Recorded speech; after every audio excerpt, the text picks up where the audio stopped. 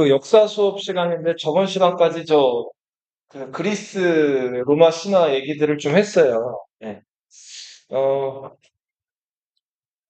미노타우로스로 대표되는 크레타 섬, 크레타 문명. 그리고 그 미노타우로스가 횡포 부리는 거를 그리스 세계에서 테세우스가 건너와서 미노타우로스를 죽여버리죠. 그쵸? 자, 그리고 나서 이 에게해 지역에서 그 크레타 문명이 이제 이끌어가던 에게 지역의 그 주도권을 미케네에서 이제 가져가죠. 자, 우리 미케네를 비롯해서 여기 그리스 세계가 트로이로 쳐들어가죠. 그쵸? 이게 무슨 전쟁이었어요? 기원전 13세기에 있었던 트로이 전쟁이었죠. 그쵸? 이 트로이 전쟁에서는 우리 그리스 연합군의 아킬레우스, 그리고 트로이의 왕자 헥토르. 예. 자, 헥토르가 처음에 그리스 연합군을 벌벌 떨게 만들었지만 결국 아킬레우스 손에 죽죠. 자, 그리고 헥토르는 시신을 모욕당하고 아버지 프리아모스가 아킬레우스, 자기 아들을 죽인 원수의 손등에 입을 맞추면서 자기 아들 시신을 찾아갔죠. 자, 근데 아킬레우스도 사랑에 빠졌고 결국은 그 트로이의 공주를 사랑해서 방심을 했다가 파리스에게 발뒤꿈치를 맞고 목숨을 잃죠. 자, 그래서 이 트로이 전쟁은 무려 10년을 끌었는데 승부를 보지를 못해요. 자, 그 결과, 그 그리스가 처음에는 그냥 물러가야지라고 생각을 했는데 그리스 꾀주머니에 누구 있었어요? 오디세우스가 꾀를 냈죠. 그쵸. 트로이 목마를 만들어가지고 거기 그리스 군대를 숨겨놨죠. 본인도 타고. 자, 그리고 트로이 해변가에 남겨둔 채 그리스 연합함대가 마치 돌아가는 척 그 섬 뒤로 몰래 숨었죠. 자, 그리고 트로이 군대는 방심을 하고 트로이 목마를 성 안으로 들여놨죠. 근데 라오콘이라는 신관만은 그 트로이 목마의 정체를 간파하고 반대를 했는데 결국은 포세이돈의 저주를 받아서 라오콘과 두 아들은 뱀에 칭칭 감겨가지고 목숨을 잃게 되죠. 자, 결국은 그 트로이 목마가 트로이 성으로 들어갔고 많은 사람들이 이제 그리스 군대를 물리친 거에 대한 그 축하 연회에 흠뻑 젖어가지고 술에 취해 잠들어 있을 때, 자, 트로이 목마 안에 있던 그리스 군대가 나와가지고 차례차례 트로이 보초들을 죽이고 눈을 활짝 열었죠. 자, 이렇게 해서 그 트로이는 결국은 멸망하고 말죠. 자, 트로이가 멸망하고 나서 한 200여 년 동안 이 미케네로 대표되는 그리스 세력이 요 에게해의 주도권을 가져가요. 네. 자, 그런데 이게 이제 기원전 12세기 때 얘기예요. 자, 요 무렵에 도리아인이라고 불리는 음, 이 도리아인들이 이 발칸반도 쪽으로 내려오게 돼요. 이 도리아인들은 이제 강력한 무기를 사용을 했고, 자, 그래서 이 그리스 세계, 미케네로 대표되는 그리스 세계를 모두 멸망을 시켜버려요. 자, 도리아인들이 400년 동안 이 그리스 세계를 정복을 하는데, 이 도리아인들은 그 문맹이었어요. 글을 쓰질 않았단 말이에요. 그래서 글을 쓰지 않았기 때문에 자기들 있었던 일들을 기록으로 남길 수가 없었겠죠. 그래서 기원전 12세기부터 자, 도리아인들이 이제 발칸반도를 장악하는 기원전 8세기까지는 400년 동안 이 시기는 기록이 남아있지를 않아요. 그러니까 소위 말하는 이제 역사적으로 암흑기죠. 예. 자, 그런 400년 동안의 암흑기가 있었고, 그 암흑기 400년을 지나서 이 도리아인들이 그리스 사람들이랑 400년이면은 같이 섞여 살면서 막 뒤섞였겠죠. 예. 자, 그리고 이제 기원전 8세기부터 다시 새로운 이제 도시국가들이 요 발칸반도에 나타나기 시작을 해요. 자, 여기 보면 도리아인의 침입이라고 나와 있죠? 이 도리아인들은 글을 알았다, 몰랐다? 네, 글을 몰랐어요. 문맹이었어요, 문맹. 도리아인이 침입한 시기는 기원전 12세기부터 몇 세기까지? 기원전 8세기까지였어요.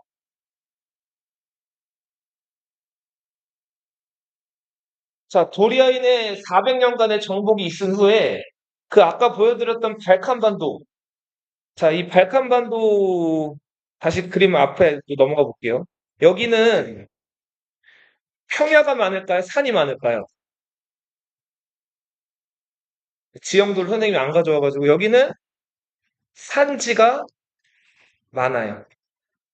강원도 같은 곳이에요. 그리스 가보시면 나중에 아실 텐데. 산 넘어 산이란 말이에요. 그리고 흙에도 돌이 많이 섞여 있어가지고 돌이 많이 섞여 있으면 농사가 잘 될까요? 안 될까요? 농사가 좀 잘 안 된단 말이에요. 척박해요.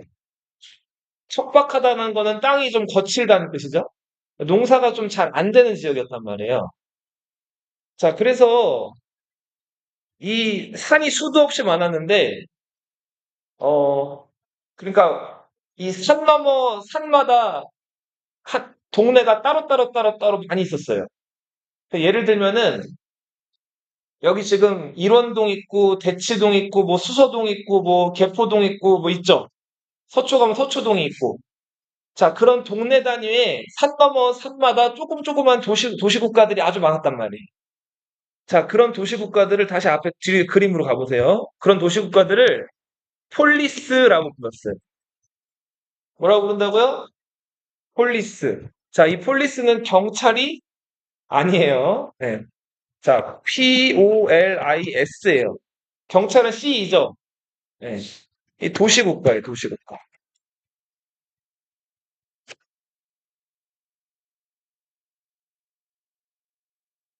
자, 이 폴리스가 그 발칸반도 지역에만 대략 몇 개가 있었을까요? 찍어봐봐요. 정확히 알려져 있지는 않은데 대략 몇 개가 있었을까요? 나도 한 5천 몇 개 있네. 대략 천여 개가 있었다 그래요. 그러니까 우리 여기 있는 뭐 일원동, 대치동, 도곡동, 뭐 청담동 이런 마을들이 대략 몇 개 있었다고요? 네, 천여 개가 있었어. 그리고 여기 이 발칸반도에 사는 사람들은 자기들을 스스로 헬레네스라고 불렀어요. 네. 헬레네스라는 말은 무슨 뜻이냐면 헬렌의 후손이라는 뜻이에요. 헬렌.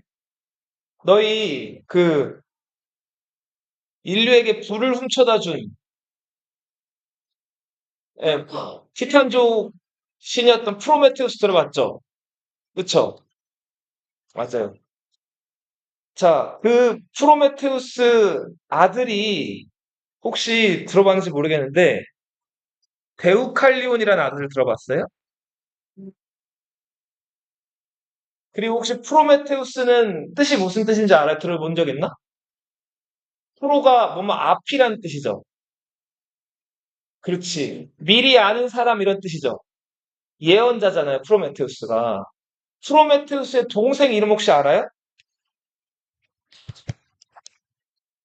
맞아요. 프로메테우스의 동생은 에피메테우스였어요. 너희 그래서 왜 책 읽으면은 책 앞에 머릿말 있죠? 머릿말 본 적 있죠?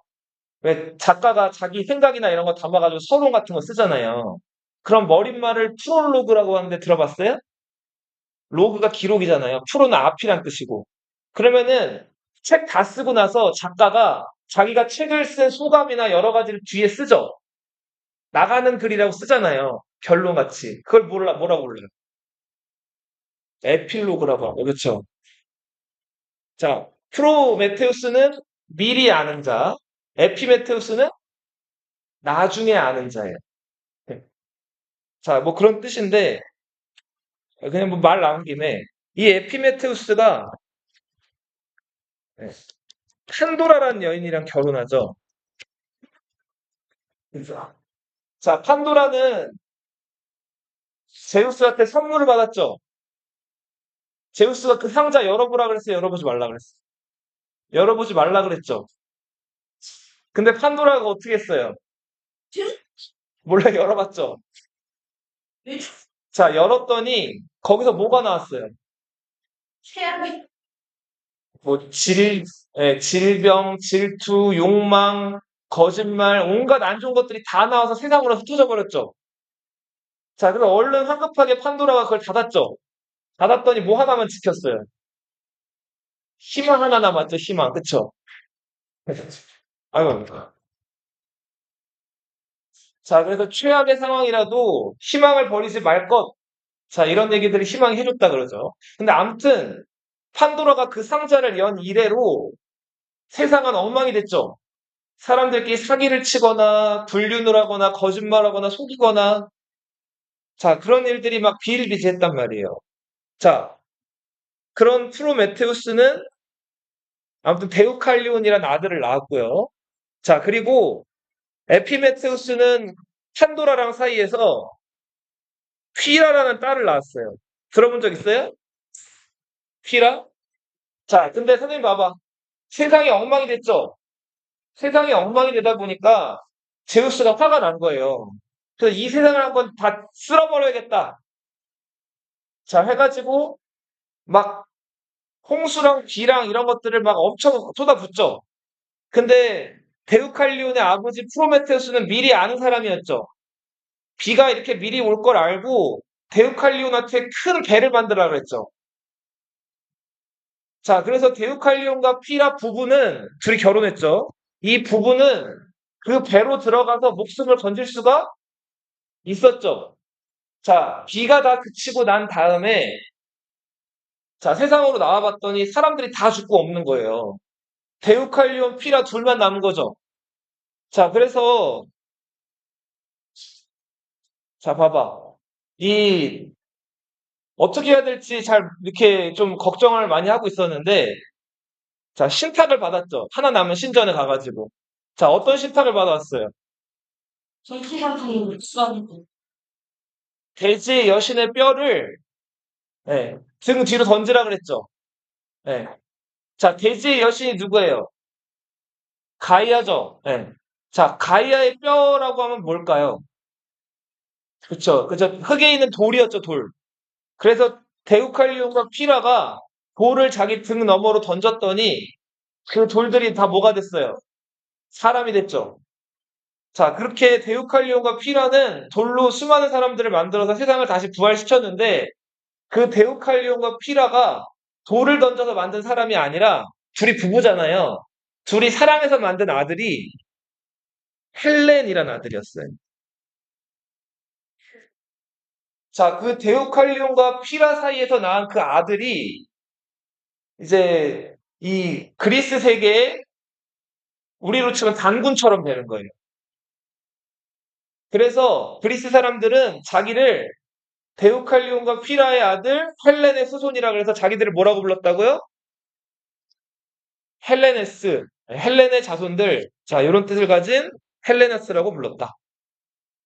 그리고 이 사람들은 자기들이 사는 그 그리스 세계 발칸반도를 가리켜서 헬렌의 땅이라고 해서 뭐라고 불렀다? 헬라스 이렇게 불렀어요. 그리고 이 사람들이 쓰는 언어, 요즘에는 그리스어라고 하죠. 이 당시 때는 그리스어라고 안 하고 뭐라고 불렀을까요? 헬라어라고 불렀어요. 자, 근데 중국 사람들이 이 그리스어를 헬라어라고 하는 걸 보고 이 헬라어를 한자로 옮겨서 쓰려고 그랬어요. 근데 한자에 헬이라는 한자가 있어요? 없죠. 자, 그래서 대충 비슷한 발음이 나는 한자를 따다가 헬라어를 뭐라고 불렀냐면 히라버라고 불렀어요. 네. 너희 나중에 히라버란 얘기 나오면 이거 어느 나라 말이에요? 그리스어예요, 그리스어. 헬라어는 곧 뭐다? 그리스어다. 히라버라고도 한다. 자, 폴리스 얘기를 하다가 여기까지 나왔는데, 이 사람들은 이 사람들이 이제 그 살고 있는 폴리스는 어 이제 도시 부분이랑 농촌 부분으로 크게 나뉘어졌어요. 근데 주로 이제 그 도시부 안쪽을 좀 보면은 예, 여기 지금 보면 요게 그 폴리스에 있는 도시 부분을 좀 이렇게 상상해서 그려놓은 건데 지금 우뚝 솟은 산이 있죠. 자, 이 산 위에 있는 거를 아크로폴리스라고 불렀어요. 아크로란 말은 높다란 뜻이에요. 그러니까 아크로폴리스는 높은 도시란 뜻이에요.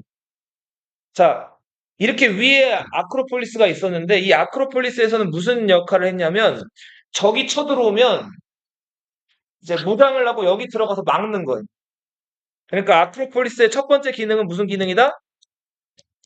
그렇죠. 군사적인 기능이 있어. 방어 기능이 있었고요. 자, 그리고 이 많은 사람 여기 헬레네스들이 믿는 신들 있죠. 제우스를 비롯해서 그리스에 나오는 신화들 있잖아요. 신들 있잖아요. 그 신들을 섬기는 무슨 또 역할을 하게 됐다? 예, 신전 역할을 했어. 아크로폴리스. 자, 그리고 아래 여기 사람들이 많이 모여 있는 이 곳은 아고라라고 불렀어요. 아고라는 무슨 뜻일까요? 광장이라는 뜻이 있었어요. 아고라는 뭐라고요? 광장. 여기서 그래 사람들이 모여가지고 뭐 물건 거래, 상거래 같은 것들도 하고요. 그리고 또 만남의 장소이기도 했겠죠? 자, 그런 아고라와 아크로폴리스로 이루어진 것이 이 폴리스의 기본 구조였다. 자, 이렇게 해서 폴리스에 대해서 간단하게 설명을 드렸는데, 그리고 이 사람들이 살던 폴리스 중에서 올림피아라는 폴리스가 있었어요. 제우스가 벼락을 던져가지고 그 벼락을 던진 자리에 불이 붙었고, 자, 네, 그 불이 붙은 자리에 만들어진 도시, 올림피아라는 도시가 있었는데, 그 올림피아에서 4년마다, 그쵸, 같이 이제 뭐 창 던지기라든지 원반 던지기 혹은 경주, 뭐 씨름, 레슬링, 여러 가지 그 스포츠를 같이 했단 말이에요. 자, 이게 그 올림피아라는 폴리스에서 열린 무슨 제전? 올림피아 제전인데, 이게 오늘날에 뭐가 됐다? 올림픽이 됐다. 그 제우스의 벼락을 상징하는 꺼지지 않는 불, 성, 성화봉송 들어봤죠? 올림픽 때. 네. 자, 우리 수천 개, 천여 개 폴리스가 있었는데 그 폴리스를 다 볼 수는 없고 대표적인 두 개의 폴리스를 볼 거예요. 자, 먼저 네, 이제 이 아테네와 스파르타 네, 두 폴리스를 볼 거예요. 어, 여기 위치를 좀 보시면은 앞으로 가보세요. 그림. 조금 지저분하게 해놨는데 좀 지워볼게요. 여기 보시면은 아테네가 있는 네, 여기 요 지역 네. 여기 자세히 보면 여기 지금 여기가 바다거든요, 여기가 바다예요. 네. 네. 요 아테네가 있는 요 지역을 아티카라고 불렀어요. 그러니까 네. 경기도 수원시, 경기도 안양시 이렇게 얘기하죠. 네. 아티카 주에 있는 아테네라는 폴리스인 거예요.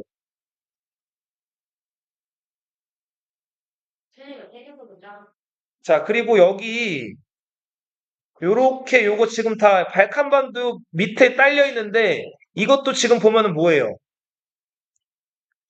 네, 이것도 지금 요렇게 해서 반도란 말이에요. 요 반도를 펠로폰네소스 반도라고. 자, 펠로폰네소스 여기 끝자락에 붙어 있는 요 지역을 라코니아라고 불렀어요. 뭐라고요? 라코니아. 네. 전라도 전주시라고 하죠. 라코니아에 있었던 대표적인 폴리스가 스파르타예요. 자, 이 아테네랑 스파르타를 오늘 좀 비교해서 같이 볼 건데, 네. 자, 다시 뒤로 가볼게요. 아테네는 처음에 왕이 다스렸어요. 네. 자, 그 왕이 다스렸는데, 우리 저 미노타우루스를 죽였던 테세우스 기억나죠? 테세우스가 아테네의 왕자였잖아요. 그래서 처음에는 왕이 있다가 이 귀족들이 나중에는 왕을 몰아내고 귀족들끼리 나라를 이끌어가다. 그래서 처음에 왕정이었다가 귀족들이 나라를 이끌어가는 무슨 정? 네, 귀족정. 네. 아테네 귀족정을 상징하는 그 귀족의 우두머리를 아르콘이라고 불렀어요. 네. 아르콘을 우리말로 좀 번역을 해보면은 집정관이란 뜻이에요. 법을 집행하는 사람들. 아르콘은 9명이었어요. 이 아르콘 9명은 평민이었다, 귀족이었다? 다 귀족이었어. 그리고 이 아르콘들이 중심이 돼서 귀족들이 모여서 하는 회의가 있었어요. 아레오파고스라는 언덕이 있었는데, 너희 혹시 저 아테네 소크라테스라는 현자 들어봤어요? 소크라테스 들어봤나? 소크라테스가 이 아레오파고스 회의에서 죽거든요? 네, 귀족들의 회의, 제 아레오파고스 회의라는 게 있었다. 자, 근데 아테네는, 어, 이렇게 좀 작은 폴리스이긴 했지만, 이제 그 바닷가에 위치해서 일찍부터 해군을 키우고 무역으로 돈을 좀 벌어가지고 나라가 좀 셌어요. 그래서 산 너머에 있는 주변 폴리스들을 차츰차츰 정복을 하고 공격해가지고 승리를 했단 말이에요. 자, 전쟁은 처음에 귀족들만 수행을 하다가 전쟁을 점점 많이 치르다 보니까 귀족들로만 전쟁이 감당이 안 되겠죠. 근데 전쟁에 점점 누가 참여하게 됐을까요? 평민들이 점점 참여하게 된단 말이에요. 그렇죠, 시민들이. 자, 그 시민들이 귀족들만 정치하는 거 싫어. 우리도 목숨 걸고 싸웠으니까 정치에 참여시켜 달라고 했단 말이에요. 자, 그래서 아테네에서는 자, 이 평민들이 점점 정치에 참여하게 되는데, 네. 자, 그 전에 한번 이걸 좀 볼게요. 지금 보시면 그 아까 그 아테네의 군사이면서 그리스 세계에서 대부분 그리스에 있는 폴리스들이 이런 군단을 만들었는데, 자, 여기 지금 보면은 이 무장한 병사들이 있죠. 자, 이 병사들은 일단 뭘 들고 있어요, 손에? 창을 들고 있죠. 네. 자, 창. 그리고 또 왼손엔 뭘 들고 있어요? 방패를 들고 있죠. 자, 그리고 또 이 사람들 뭘 쓰고 있어요, 머리에? 투구를 쓰고 있죠. 자, 그리고 이 사람들 여기 다리 보면은 다리가 뭔가 좀 이렇게 있지 않나요? 정강이 보호대가 있죠. 정강이 보호대. 그리고 이 사람들은 갑옷도 입었어요. 자, 이렇게 중무장을 한 거죠. 이렇게 족보장을 하면 이 무게가 33kg까지 나간다는 거예요. 자, 엄청 무겁겠죠? 대신에 공격력이나 방어력은 어느 정도는 보장이 됐겠죠? 그리스는 산이 많기 때문에 사람들이 많이 뛰어다니거나 할 일이 당장은 없었단 말이에요. 주로 이런 좁은 산악 지역에서 싸움을 벌이기 때문에 중무장이 꼭 필요한 병사들이어서 이렇게 무장을 했는데 이런 그리스의 이런 중무장한 병사들을 중장보병이라고 했고 그리스어로는 호플리테스라고 불렀어요. 이 지금 창부터 갑옷까지 이런 중무장을 호플라라고 불렀는데 호플라를 한 사람들 해가지고 뭐라고 불렀다고요? 플리테스. 그리고 이 사람들이 지금 여러 명 있죠. 이걸 복수 형태로 쓰면은 호플리타이 이렇게 불렀어요. 네. 그리고 이 사람들 혼자 따로따로 있으면은 적한테 각계격파 당하겠죠. 그러니까 지금 보면 알겠지만 어떻게 돼 있어요? 촘촘하게 지금 진을 짜고 있죠. 그렇죠? 전형을 짜고 있죠. 자, 이런 진을 지금 보면은 동그라미예요? 아니면 네모네요? 네모나죠? 자, 사각방.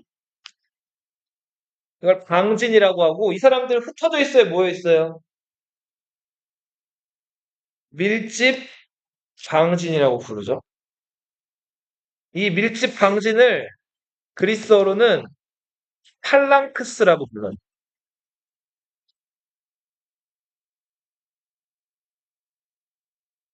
자, 이들의 방패를 아스피스라고 부르는데 이 아스피스는 나무로 돼 있어요. 근데 겉은 청동으로 둘러싸놨어요.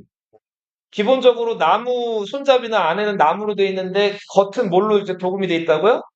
청동, 청동. 청동으로 돼 있는 청동 방패예요. 적이 쳐들어오면은 이 청동 방패로 튕겨내거나 밀쳐낸 다음에 뭘로 찌르는 거예요?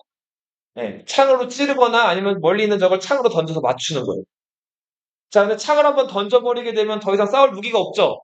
우리 저번 시간에 봤죠? 뭐 어떻게 싸워요?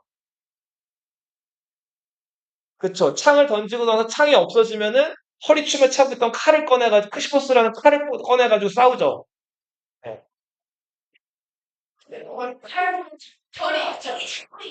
자, 그래서 이게 기본적인, 여기 칼도 들어가야겠죠?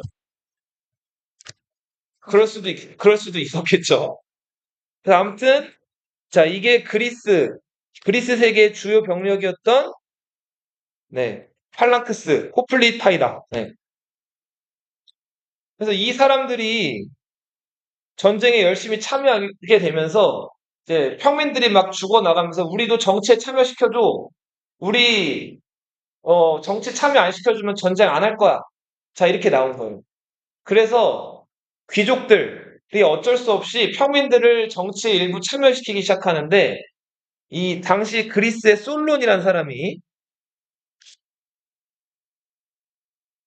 자, 오로지 귀족만 정치를 하던 아테네에서 평민들도 정치에 참여할 수 있는 길을 열어요.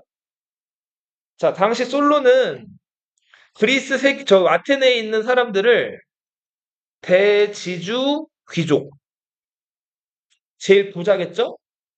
그 다음에 기사, 그 다음 부자겠죠? 그 다음에 농민, 그 다음에 땅도 없고 뭐도 없어가지고 그냥 허드렛일이나 날품팔이 하는 노동자. 자, 사람들을 이렇게 몇 개로 나눴어요? 네 개로 나눴죠? 네. 이렇게 네 개로 나눈 다음에 가장 가난하고 아무것도 없는 사람한테조차도 그리스에서는 아테네에서는 민회라고 해서 평민들이 모여가지고 이제 시민들이 모여가지고 이제 나라 중요한 일들을 결정하는 기구가 있었는데 민회의 배심원 자격으로 참여할 수 있는 기회를 줬단 말이에요. 근데 방금 말씀드린 것처럼 가장 가난한 사람들은 배심원 정도밖에 못해요. 그러니까 중요한 일들을 결정하는 건 여전히 돈 많은 누가 다 하는 거예요? 예, 대지주 귀족들이 다 하는 거예요. 자, 이런 솔론의 개혁으로 탄생된 정치 형태를 금권정이라고 불러요.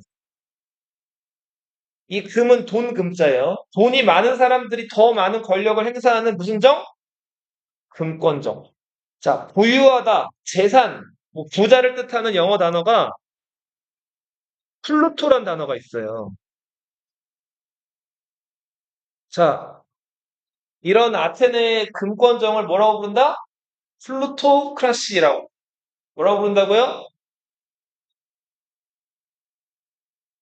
자, 근데 보세요. 너희가 귀족인데 누가 갑자기 개혁을 해가지고 원래 정치할 수 있는 권한이 없는 저 가난한 평민들이 갑자기 정치를 한다고 생각을 해봐요. 기분 좋아요, 나빠요?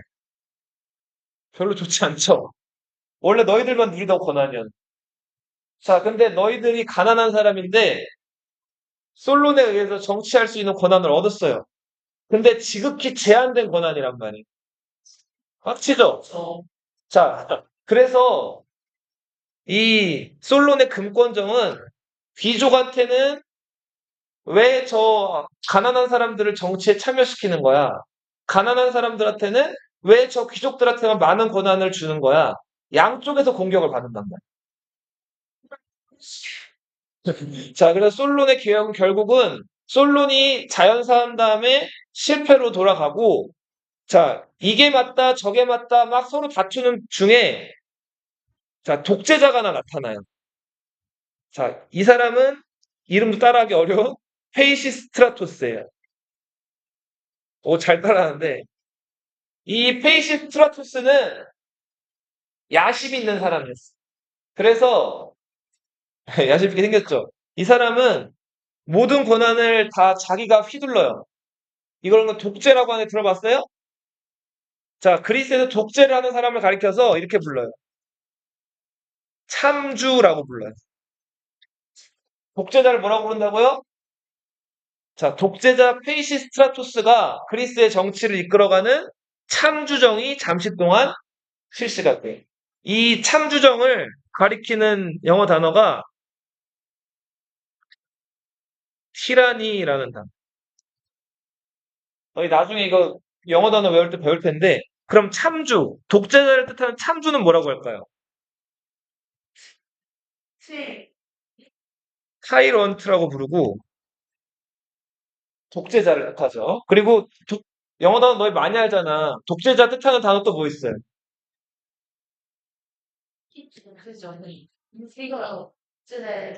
딕테이터라고 들어봤어요? 자, 이게 독재자를 뜻하죠.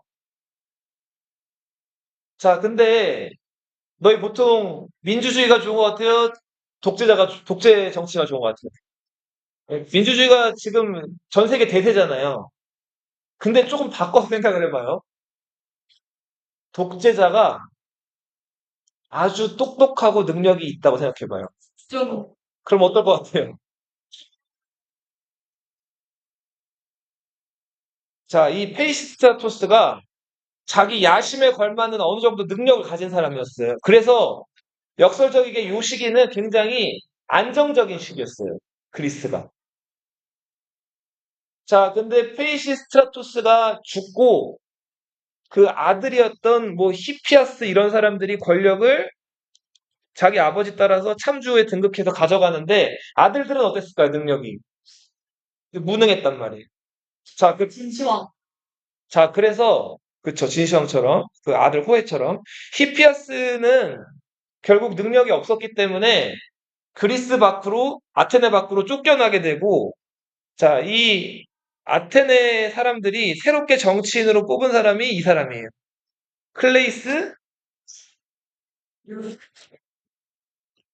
헤네스라는 사람입니다. 네. 자, 이 클레이스 헤네스는 여러 가지 개혁들을 시도하는데, 선생님 봐봐. 자, 당시 그리스 귀족들, 아테네에 있는 귀족들 중에서 대표적인 네 가문이 아테네 귀족들 사회를 이끌면서 아테네 정치를 이끌었는데, 잠깐만, 미안해.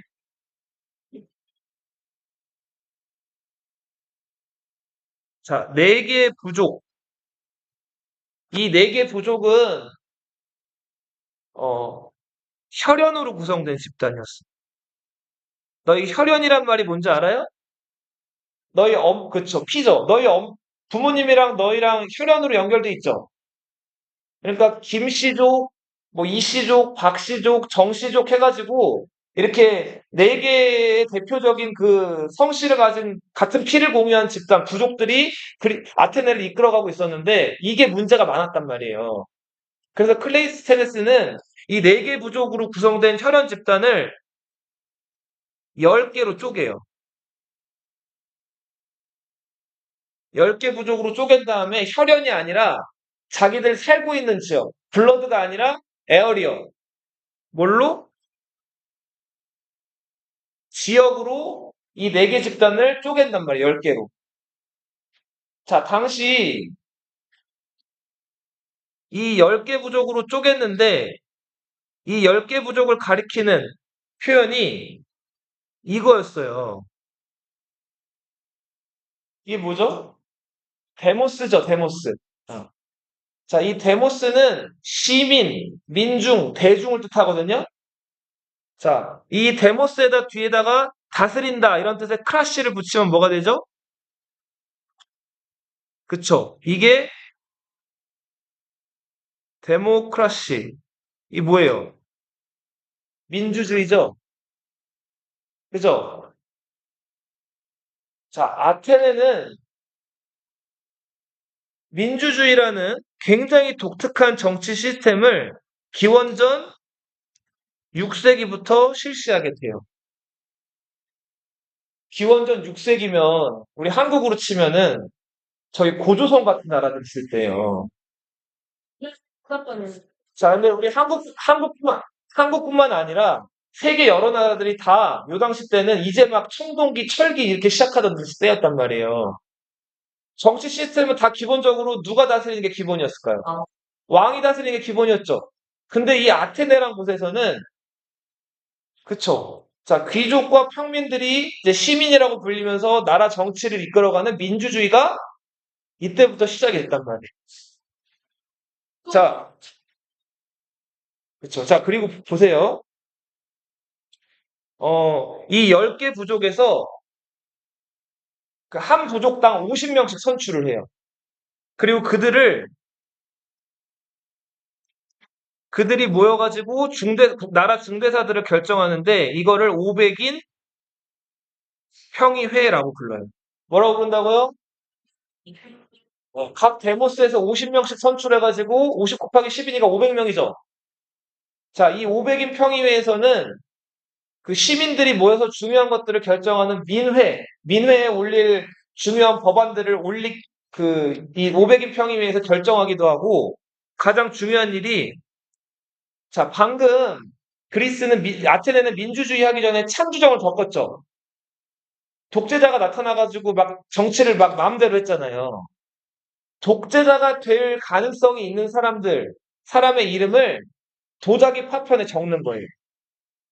자, 그래서 그 아테네에 사는 사람들 6천 명이 동의를 하면 그 독재자가 될 가능성이 있는 사람을 어떻게 해요? 아테네 밖으로 추방하는 거예요.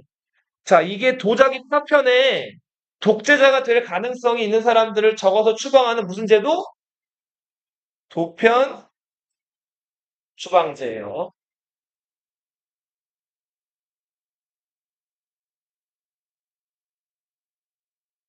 자, 도편 추방제는 굉장히 이제 될 가능성이 있는 사람을 쫓아내는 좋은 제도이기도 했는데 이게 좋게만 쓰였을까요?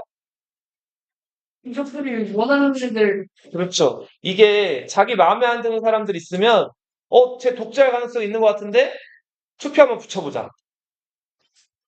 자, 그렇죠. 이렇게 해가지고 이름이 여러 명 적히게 되면 어떻게 되는 거예요? 쫓겨나는 거예요, 그냥. 자, 한 번 쫓겨나면 10년 동안 아테네로 못 돌아와요. 자, 당시 이 도편 추방제의 가장 문제점이 이 아테네에서 정치 잘하던 아리스티데스라는 사람이 있었어요. 이 사람은 정직, 성실, 부지런함, 그리고 현명함, 여러 가지를 갖춘 정말 말 그대로 좀 똑똑하고 뛰어난 사람이었단 말이에요. 그래서 그 아테네 정치인으로서 되게 유명했는데 너희도 나중에 유명해지고 다 잘 나갈 거 아니에요? 잘 나가게 되면 사람이 그걸 박수 쳐주는 사람이 많을까? 아니면 질투하고 미워하는 사람들이 많을까요? 예, 질투하고 그걸 끌어내리려는 사람들도 분명히 있단 말이에요. 자, 아리스티데스가 어느 날 길을 걷고 있었는데, 자, 어떤 사람이 그 도자기 조각을 하나 들고, 이, 저기, 네, 참주가 될 가능성이 있는 사람을 거기다 이름을 적은 다음에, 이거를 그 민회에다가 제출을 하려고 가고 있는 거예요. 그래서 아리스티데스가 그 도자기 파편 든 사람한테 물어봤어요. 누구 이름 적었어요? 뭐라 그랬을까, 그 사람이? 아리스티데스요. 자, 근데 이 사람은 아리스티데스가 누군지 몰랐기 때문에 아리스티데스한테 이렇게 얘기를 했죠. 그래, 아리스티데스가 왜 그러면은 그 사람 이름을 적었나요? 하고 물어봤단 말이에요. 이 사람이 뭐라 그랬을까요?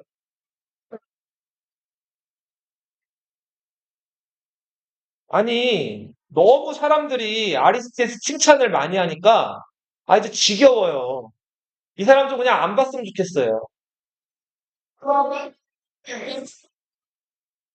자, 어처구니가 없죠. 근데 실제로 그 투표에서 RSS가 6천 표 이상을 득표해가지고 쫓겨나요. 자, 이게 도편 추방제의 가장 큰 문제였어요. 자, 이렇게 사람들이 때로 우해가지고, 그치, 마녀사냥을 하는 이런 민주주의의 가장 큰 문제를 중우정치라고 해요. 똑똑한 사람, 똑똑한 사람들 한두 명이 이렇게 해, 저렇게 해 결정하는 게 독재라면 여러 사람들이 모여가지고 투표하고 토론해서 나라 중대사 결정하는 게 민주주의죠. 근데 민주주의는 문제가 많을 수도 있단 말이에요. 이렇게. 이런 걸 중우정치라고 불렀어요. 자,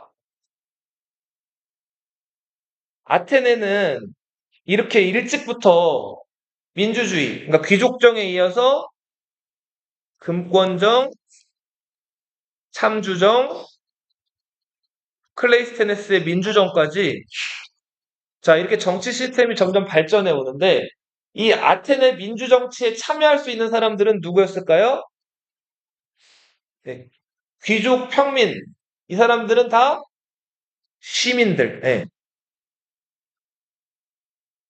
아테네 민주주의의 강점이라고 한다면 자, 인구의 절반 이상을 차지하는 시민들이 민회라는 곳에 들어가서 자기 목소리를 내면서 정치를 이끌어갈 수 있었다는 그런 것들이 있었지만 한계점도 있어요.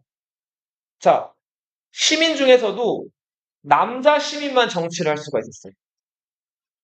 여자들은 이 옛날 옛적에는 남자보다 좀 많이 못하다고 여겼단 말이에요. 그래서 여자들은 정치에 참여를 할 수가 없었어요. 자, 그리고 여기 적혀 있는 외국인들 3만 명이 넘었거든요. 이 외국인들은 정치에 참여할 수 있었을까요? 없었을까요? 외국인도 정치에 참여할 수가 없었어요. 그리고 노예들도 역시 정치에 참여할 수가 노예는 시민으로 치지 않았죠. 노예 그렇죠. 노예는 물건 훔쳤기 때문에 자 이게 아테네 민주주의의 선생님 봐봐. 아테네 민주주의의 한계로 지적되는 부분이에요.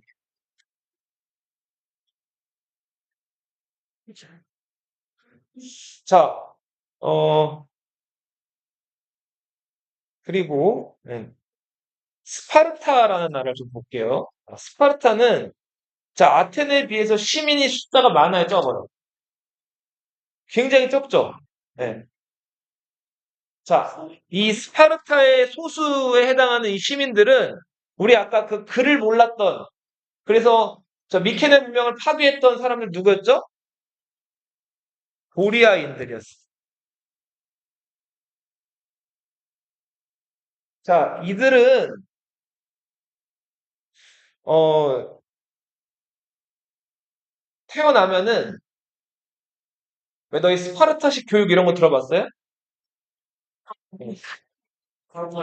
군대식으로 막 쏴대고 막 해가지고 사람들 막 괴롭힐 정도로 막 혹독하게 훈련시키는 거 스파르타식 교육이라고 하잖아요. 학원에도 스파르타식으로 학원 하는 데 있잖아요. 막 단어 외우게도 해가지고 뭐 집에 안 보내고 막 이런 거. 네. 자, 이 스파르타는 아이가 태어나면은 자, 대충 때 보이면은 키우고 약해 보이면 버리고. 그쵸. 아이가 건강하고 괜찮다 싶으면 통과해요. 그럼 이 아이는 이제 부모 밑에서 7살까지 자라요.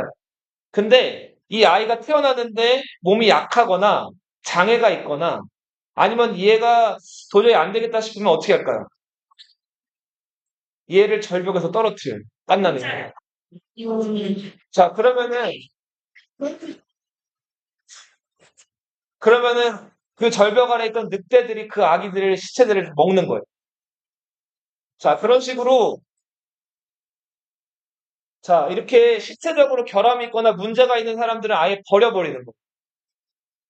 자, 그러면 선택받은 아이들은 부모 밑에서 7살까지 자라다가 7살이 되면 어딜 갈까요?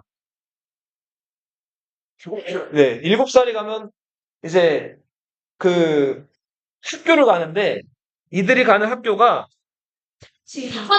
아고게라는 학교예요. 아고게. 자, 아고게는 7세부터 20세까지 배우는 곳이에요. 네. 그러니까 너희들도 따지고 보면은 학교 생활을 그렇게 하잖아요. 10살까지. 자, 근데 여기 아국에는 일단은 굉장히 좀 빡세요. 일단 들어가면 뭐 할까요? 뭐부터 할까요? 네, 잘 해볼지. 매부터 맞아요. 그리고 수련 가운데 자, 뭘로 맞을까요? 채찍으로 맞아요. 컴퓨터가 쫙 맞는 거예요. 정신 차리라는 취지에서 맞고, 그리고 하루에 10시간씩 군사훈련을 받아요. 그쵸. 태어날 때부터 아주 어린 나이부터 군인으로 키우는 거. 그래서 뭐 레슬링, 씨름, 그리고 검투, 뭐 그런 뭐 그리고 뭐 진법 훈련 이런 것들을 아주 어렸을 때부터 받는 거예요. 자, 그리고 얘네들은 같이 밥을 먹어요. 저녁 때 밥을 딱 한 끼를 같이 먹는데 공동 식사를 하는 거죠. 그러면 한 끼 외에는 밥을 줄까요, 안 줄까요? 안 줘요. 그러면은 배가 고프겠죠? 그쵸? 선생님 봐봐. 배가 고프겠죠? 자, 배가 고프면은 어떻게 하라고 할까요? 그쵸? 자, 얘네들이 살고 있는 스파르타가 선생님 봐봐. 도리아인들이 이 스파르타의 대부분의 시민이라 그랬죠? 자, 이들이 자기네 그 폴리스 옆에 있는 조그만 메세니아라는 지역을 정복을 했어요. 근데 그 메세니아 사람들을 정복한 다음에 여기 나와 있는 그 헤일로타이라고 보이는 사람들 있죠? 60%가 넘는 사람들. 이 사람들이 그 자기들이 정복한 메세니아라는 도시의 사람들이란 말이에요. 자, 이 사람들을 다 노예로 만들어 놓고, 자, 잔뜩 굶어가지고 배가 고픈 이 아국의 학생들을 그 메세니아 사람들이 살고 있는, 노예들이 살고 있는 곳으로 보내는 거예요. 그 다음에 어떻게 하라 그럴까요? 훔치거나 걔네들이 가지고 있는 거를 죽여가지고 뺏으라는 거예요. 아니, 실습하는 거. 자, 실습하는 소위 말해서 뭘 시키는 거예요? 인간 사냥, 저거는 그냥 도둑질. 자, 이런 것도 시키는 거예요. 이름값 하면 야.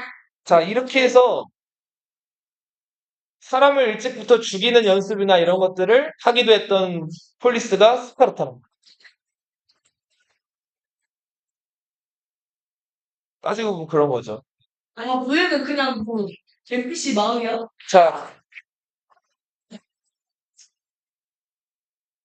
이 스파르타는 이렇게 군사훈련을 받은 다음에, 자, 주변 폴리스들을 아무래도 어렸을 때 계속 훈련을 받다 보니까 이 소수의 시민들이 어떨까요? 싸움을. 잘하겠죠? 자, 이 강력한 군사력을 바탕으로 주변의 약한 폴리스들을 차츰차츰 정복해 나가면서 이 노예들을 점점 늘려 나갔다. 그리고 비교적 자기들 통치에 협력했거나 미리 항복한 사람들은 반자유민이라고 해가지고 조금 대우를 더 해줬어요. 근데 자기들 이제 중요한 정치적인 결정을 하거나 할 수 있는 시민들은 그 숫자를 계속 제한했단 말이에요. 그래서 소수의 시민들이 나라를 이끌어갔던 폴리스가 스파르타다. 스파르타는 왕이 특이하게 2명이었어요. 네. 자, 왕이 몇 명이었다고? 2명이었어요. 이거를 이제 듀얼 킹. 네. 아니, 왜 왕이 두 명? 자, 이것도 굉장히 좀 독특한 시스템이었죠. 자, 오늘 요거까지만 좀 보고 마칠 텐데 보세요. 선생님 봐봐.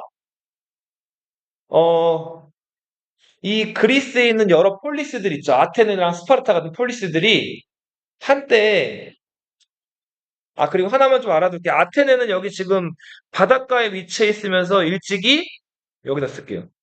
예. 상업, 무역에 주로 종사했던 폴리스고 이렇게 해서 돈을 많이 벌었어요. 스파르타가 있는 라코니아 지방이 평야가 많아요. 비교적. 그래서 여기는 주로 농업. 네. 때로는 약탈, 자, 이런 것들로 살아가던 두 폴리스였다.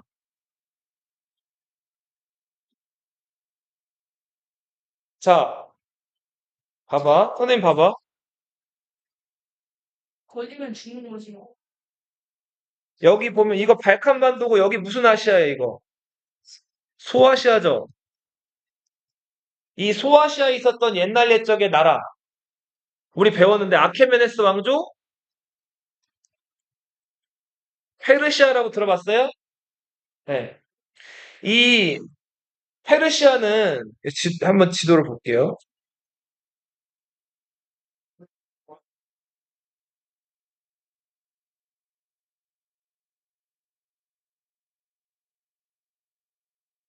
자, 이렇게 생긴 나라가 페르시아예요. 자, 여기 지금 우리 아테네 스파르타 배웠죠? 자, 여기 발칸반도 요만큼인데 페르시아 땅덩어리 어때요? 엄청 크죠? 그쵸? 이 지역이 원래 막 분열이 돼 있었는데 키루스 2세라는 페르시아의 그 왕이 여기를 통일한단 말이에요. 자, 그리고 이 지역을 소아시아까지 해서 발칸반도까지 엄청나게 넓은 땅덩어리를 가졌는데, 자, 여기 소아시아 지역에는 일찍이 그리스 사람들이 여기다가 조그만 도시들을 많이 만들어 놨어요. 식민 도시들을. 자, 근데 페르시아가 땅덩어리를 넓히면서 그리스 사람들이 만들어 놓은 도시들, 뭐 밀레투스, 뭐 로도스 섬, 그리고 에페소스 여러 그 도시들을 페르시아가 다 잡아 먹은 거예요. 차지한 거죠. 자, 근데 이 사람들은 그리스 문화를 가지고 있고 여기 그리스랑 원래 연관이 좀 많았고 그리스 사람들이 넘어와가지고 세운 도시인데 페르시아가 여길 점령하니까 자, 그리스 사람들 이 페르시아의 지배가 좋았을까요? 싫었을까요? 싫었겠죠? 그쵸?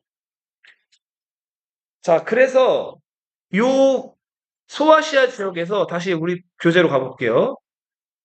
이 밀레토스나 페르가몬 요런 지역이 이제 그리스 사람들이 세운 식민 도시인데 여기서 페르시아 지배에 대해서 반란이 일어나요.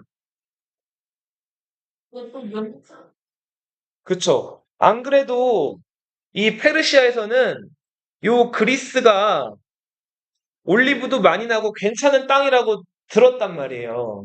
그래서 이 페르시아에서는 여기 그리스 세계를 탐내고 있었는데 여기 지금 그리스인들이 세운 식민 도시에서 반란이 일어났죠.